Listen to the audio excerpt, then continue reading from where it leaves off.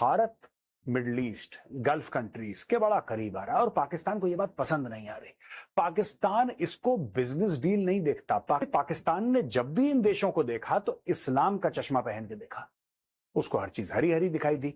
लेकिन पाकिस्तान एक बात भूल गया कि बाप बड़ा ना भैया, सबसे बड़ा रुपया। तो दोस्तों, किस तरीके से पाकिस्तान को और चाइना को आइसोलेट करा, किस तरीके से डील्स हुई, इसके बारे में आज मैं आपको बताना चाहता हूं। इंडिया जो है इस्लामिक कंट्रीज की तरफ बहुत ज्यादा अपनी अटेंशन पे कर रहा है, क्योंकि इंडिया इस वक्त जो है ग्लोबल साउथ का लीडर होने के साथ साउथ अफ्रीका का हेड बनने के बाद अब गल्फ कंट्री के अंदर बहुत ज्यादा जो है डोमिनेट होता हुआ दिखाई दे रहा है। ये है कि इंडिया जो है अब इस्लामिक कंट्रीज का भी लीडर बनने जा रहा है। इंडिया अब सबकी माँ बनने वाला है। माँ इंडिया सबकी मदर बनने वाला है इंडिया। देखे, हाँ। माँ जो होती है प्यार से समझाती है। हाँ। और इंडियन जो है वो प्यारे लोग हैं और प्यार से बात करते हैं। अब वो देखे ना, अब मुसलमानों के 6 मुल्क हाँ। इंडिया को अपना बड़ा बना रहे हैं, माँ को ला रहे हैं। हाँ। कि माँ हमारे सर पे बैठो तो हमारी कोई कदर होगी। जितनी इंडिया में माँ की इज्जत है, औरत की इज्जत है, इतना पाकिस्तान में नहीं है। मुसलमान तो बैठते नहीं है, 2 मुल्क बैठते हैं, 4 निकल जाते हैं। ठीक है, अगर मुसलमानों में इत्तेफाक होता तो आज ये मसले होते ही ना। आज ये इंडिया उनकी माँ ना बनता, पाकिस्तान उनकी माँ बनता। पाकिस्तान क्योंकि सुपर पावर है, पाकिस्तान के पास एटम बम है, इसलिए सारे मुस्लिम कंट्री पाकिस्तान की इज्जत करते हैं। दोस्तों, एक बड़ी डेवलपमेंट ये है कि भारत और यूएई ने एक बड़ा इंपॉर्टेंट एग्रीमेंट साइन किया है, जिसे बोलते हैं critical mineral supply chain collaboration. और ये एक और बात भी बताता चलूं कि भारत और जो यूएई है वो एक वर्चुअल ट्रेड कॉरिडोर जो है, उन्होंने उसका भी एक इफ्तिताह किया है। तो नमस्कार दोस्तों, स्वागत है आपका भारत टेक न्यूज की एक नई वीडियो में। तो दोस्तों, वीडियो शुरू करने से पहले सभी भाइयों से रिक्वेस्ट है, वीडियो में अच्छा लगे तो एक लाइक करना, कमेंट करना और शेयर करना, और जो भाई पहली बार आए हैं सब्सक्राइब करना। तो दोस्तों, एक बहुत बड़ी खबर निकल गया है। खबर ये है कि आपको पता है, हाल ही दिनों में जो अबू धाबी के जो क्राउन प्रिंस है वो इंडिया आए और मोदी के साथ में मीटिंग की और कुछ 4-5 कॉन्ट्रैक्ट पे साइन किए उन्होंने। उनमें से एक मोस्ट कॉन्ट्रैक्ट ये हो रहा है वर्चुअल ट्रेड कॉरिडोर, जिसके तहत चाइना को नुकसान होना तय है। चाइना को नुकसान होगा तो चाइना तो रोएगा, जाहिर सी बात है। चाइना तो रो रहा है, चलो ठीक है, उसकी वो तो उसको नुकसान होगा तो वो रोएगा, कोई दिक्कत नहीं। लेकिन पाकिस्तान क्यों रो रहा है? पाकिस्तान के रोने की एक ही वजह है कि यूएई के जो क्राउन प्रिंस है और यूएई के जो देश है वो एक इस्लामिक देश है और पाकिस्तान इस्लामिक देश है। तो इस्लामिक देश होकर भी वो इंडिया के साथ में ट्रेड कर रहा है और पाकिस्तान नहीं जा रहा है, क्योंकि यार वो जो यूएई है वो पाकिस्तान को भिखारी मानता है, तो वो भिखारियों के साथ में क्या ट्रेड करेगा? इसलिए पाकिस्तान को रोना भी जाहिर सी बात है। पता चलूं कि भारत और जो यूएई है वो एक वर्चुअल ट्रेड कॉरिडोर जो है, उन्होंने उसका भी एक इफ्तिताह किया है। और वो कह क्या रहे हैं, this is what they are saying. असल में वो ये कह रहे हैं कि हम ये जो ये जो एडमिनिस्ट्रेटिव प्रोसेसेस हैं, इसको साइडलाइन करना चाहते हैं, हम माइनस करना चाहते हैं। और ये जो लॉजिस्टिक एंड ट्रांसपोर्ट कॉस्ट है ये कम की जाए और ईज ऑफ डूइंग बिजनेस जो है इसको बढ़ाया जाए। ये एक बड़ी इंटरेस्टिंग चीज है। देखें, इंडिया जो है वो क्रिटिकल जो मिनरल सप्लाई चेन है उसको चाहिए। उसके लिए उसको यूनाइटेड अरब एमिरेट्स का पैसा चाहिए, रिसोर्सेज चाहिए। एज ए स्पेस वो काम करना चाहते हैं। दुबई को एंड अबू धाबी को वो इस मामले में इस्तेमाल करना चाहते हैं। ठीक है जी। अभी जो हाल ही में अबू धाबी से जो क्राउन प्रिंस आए थे इंडिया, वहां पे ये क्रिटिकल मिनरल सप्लाई चेन का जो एक वर्चुअल ट्रेड कॉरिडोर जो है वो स्टैब्लिश किया गया। ये एक इंटरेस्टिंग नई चीज है कि जो शेख खालिद बिन मोहम्मद बिन जायद अल नहयान है, जो आए हुए थे इंडिया, उन्होंने इस चीज का अदा किया है। सो इसका मतलब ये है कि बेसिकली इंडिया जो इंडिया मिडल ईस्ट यूरोप जो कॉरिडोर है उसको भी जिंदा रखना चाहता है और उसको एक्टिवेट करना चाहता है। और ये इसको उन्होंने India middle east Europe economic corridor का हिस्सा करार दिया। This is what they are doing and saying. ठीक है जी।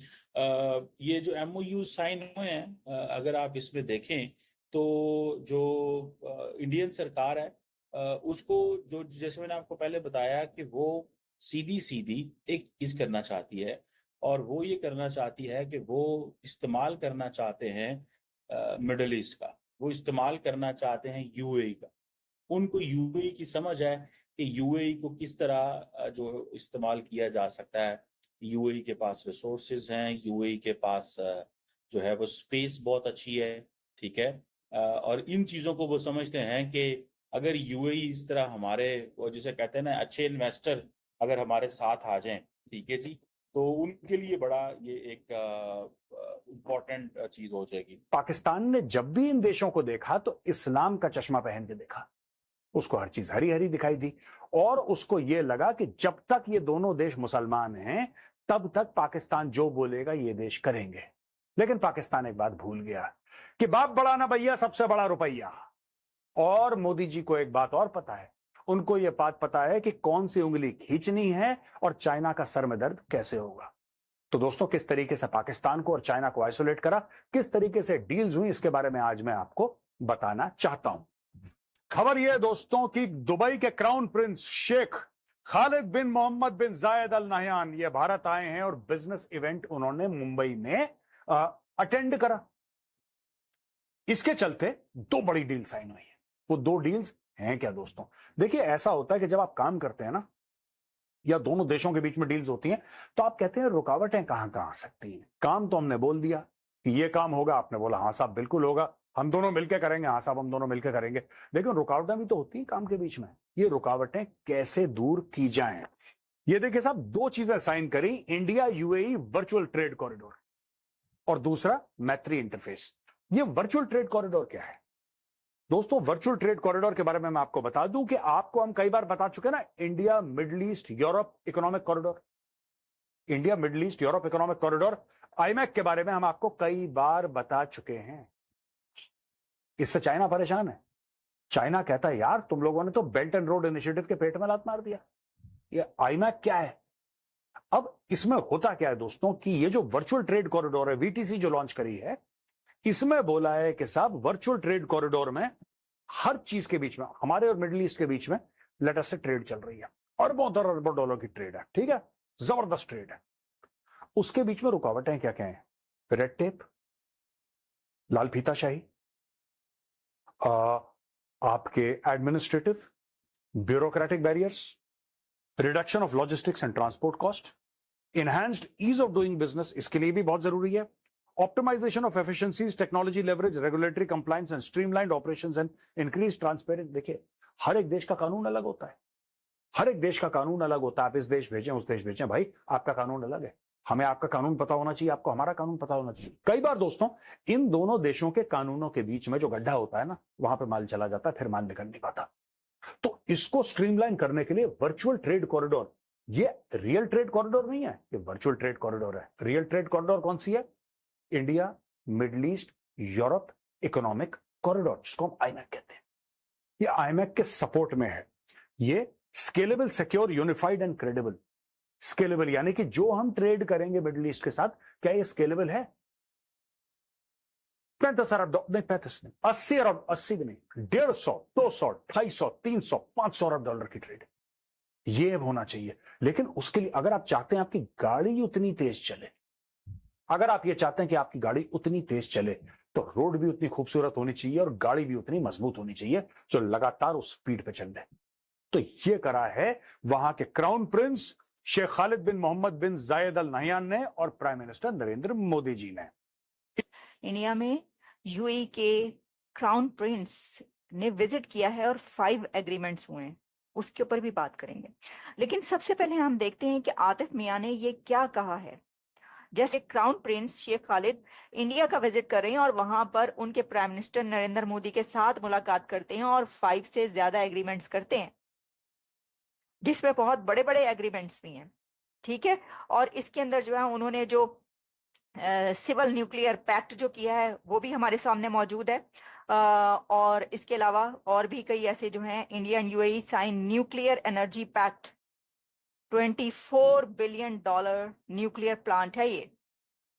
तो वो 24 बिलियन, भाई मेरा तो सवाल क्या है, मेरा सवाल यहाँ पे है कि जिनसे आपने कर्जा रोल ओवर करवाना है वो आपके हमसाया कंट्री में जाके, जो कि उनकी मुस्लिम उम्मा का कंट्री नहीं है, वहां पर जाकर वो $24 बिलियन का न्यूक्लियर पैक्ट साइन कर रहे हैं उनके साथ, लेकिन आपका कर्जा रोल ओवर नहीं कर रहे।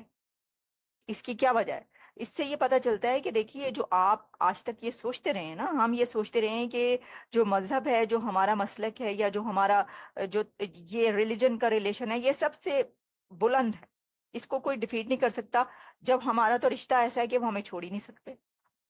तो दोस्तों हम देखा वीडियो में पाकिस्तान किधर हो रहे हैं कि हर इस्लामिक देश हिंदू धर्म के देश के साथ में ट्रेड करता है, हिंदुस्तान से ट्रेड करता है, उनके साथ में गले मिल रहा है। पाकिस्तान में कोई हालचाल नहीं पूछ रहा। अब इसमें एक रियल बात बताऊं आपको, पाकिस्तान क्यों रो रहा है? इसकी रियल बात ये है क्योंकि पाकिस्तानियों का कर्जा माफ करने के लिए वो यूएई को अपना बाप मानते हैं। क्योंकि यार इस्लामिक देश में सबसे बड़ा पैसों से यूएई है, तो उनको ये लगता है कि अपना कर्जा तो केवल यूएई उतारेगा। वो अपने कर्जे के लिए है और उनको किसी से कोई मतलब नहीं, घंटा फर्क नहीं पड़ता पाकिस्तान को किसी से भी। वो अपना गधे को भी बाप बनाएगा जरूरत के टाइम पे।